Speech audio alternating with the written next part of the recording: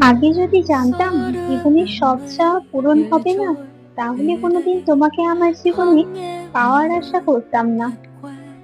চোখের জল সবাই দেখে, কিন্তু হৃদয়ের কষ্ট কেউ দেখে না।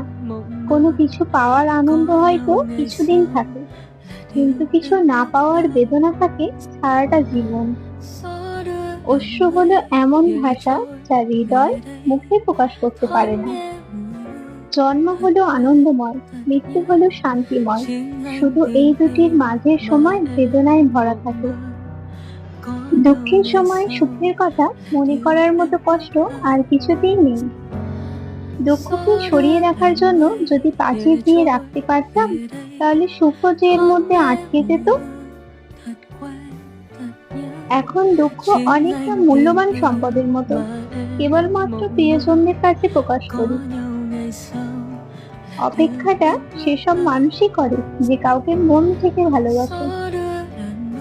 এত ভালোবেসেও তোমাকে পাওয়া হলো না। ভালো থাকুক আমার ভালোবাসা।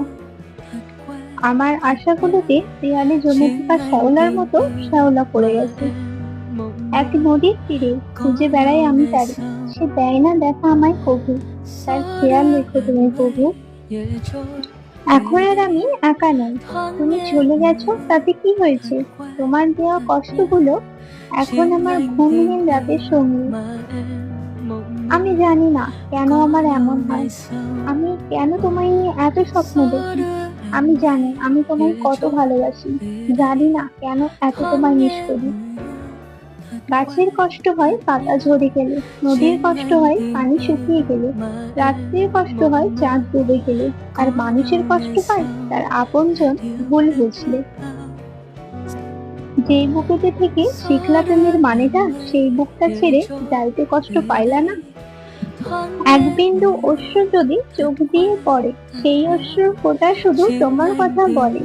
মনের ভাষা বোঝো না তুমি, মুখে বলি তাই, শত আঘাতের পরেও তোমায় ভালোবেসে যায়।